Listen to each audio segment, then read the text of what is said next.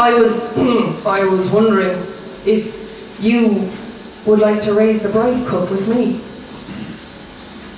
And Lady Side looked at him, and she drew up to her full height, and she said, on the night I came here, you told me no man would ever put a bond upon me. Fionn looked down and said, oh, so that'd be a no then, would it? And Side looked at him and she said, my answer is this. I would go anywhere in the three worlds with you, and nowhere in the three worlds without you. And then she smiled. And she took the bride cup from his hands and she raised it to her lips and she drank deeply. And that night they were married. And they had a honeymoon so rich, everyone said only the fairy folk would know how to create a honeymoon like that. And they spent all their time wrapped in each other's arms, all around the hill of Almond. And the men of the Fionn started talking behind closed hands. Have you seen Fionn out hunting, lady? No, I haven't seen him. I do know, I haven't seen him. You know, he's been awful different since he got married. I know. Not quite himself, not quite himself. And sure it was, Fionn never left Almond unless he had to.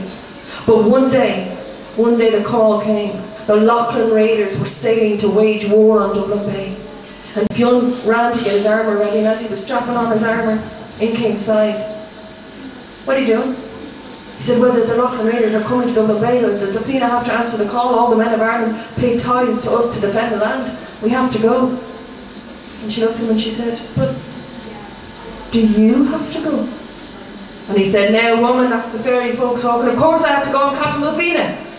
An army cannot be led without a captain. The men are coming from the north, the south, the east and the west. I have to go. And then he saw the sadness on her face and he said, my love, McCree, McGraw, don't worry. I'll be back before you know it. Just stay within the walls of the hill of Almond. Wait for me. And I promise you I'll be back before you even miss me. But he couldn't shake the grief from her face. And so he went off with all his armour, with his men and with his dogs, and set out for Dublin. And all the men from the corners of Ireland joined him. And when they got to Dublin Bay, they saw the huge black sails of the Lochlan raiders, and they waged a war upon them with fury. The boats were destroyed and burned. The men were killed or taken captive or sent running. And the war took 8 days. And after the 8 days, the men all set off for their own homes. And the entire 8 days, Fionn had only thought of Side. And when he turned, he was the first to go, ran and Skewron on his side, racing back towards Alma, all the other men tired of the dragon behind him. And as he got closer and closer to Alma, he thought of that first vision of her face, what it would look like to see her again. His heart was full of fluttering. But when he got within sight of Alma and he looked there on the parapets, he couldn't see her. And as he got closer and closer and he still didn't see her appear, something misgave within him. And his heart began to sink in his chest. When he got to the gate and it was opened, every member of his household stood there with their heads bowed, and his steward at the forefront. Where is the lady's Side? Said Fionn. Fionn, we tried to stop her. What happened? Well, she waited like you asked. She waited up on the parapet. She watched me every day she watched and waited. And on the third day, well, you appeared. I mean, it looked like you by all accounts, and she saw you coming and you had Bran and Skillo on either side of you, and a great shout of joy went up from her, and she went running down to the gate. And we said, wait till he comes within the walls. But she wouldn't. She went running from the gate and down towards you. And then when she came within a foot of you, she stopped and she screamed because you transformed. You transformed into a man huge in height and dark.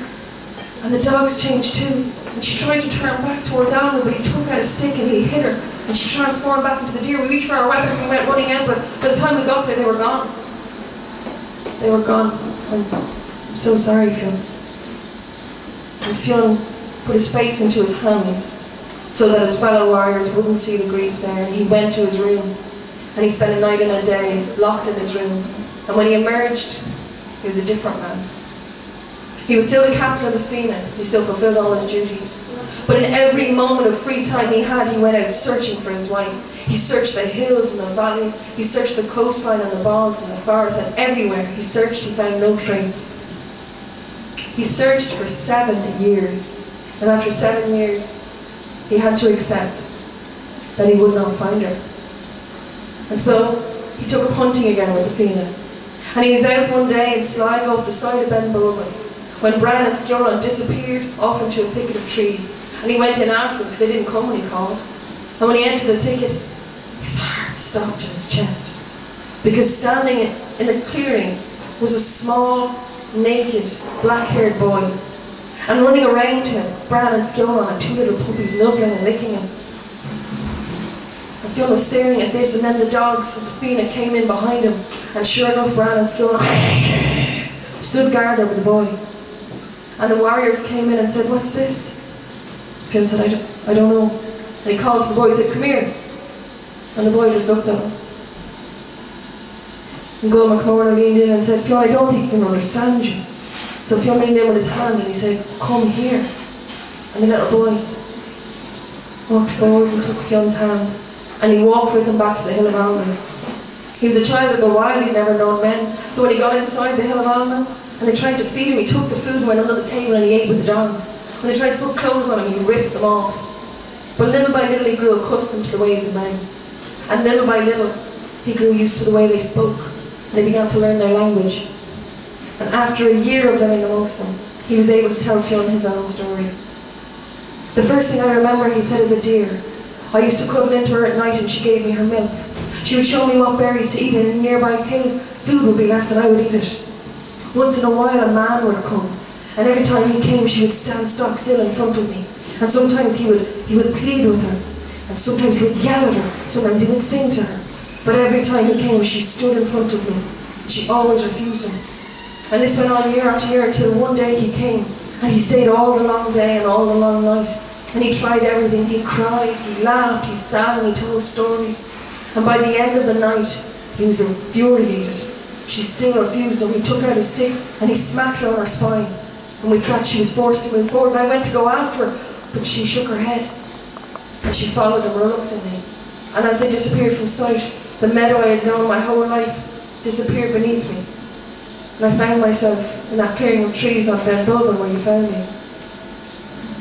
And when Fionn listened to the whole story, he knew that the boy was none other than his child, his son. And so he called him Uiscin, which means little deer. And as for whatever happened to Scythe, to this day, we still don't know the end of that story. Thank you.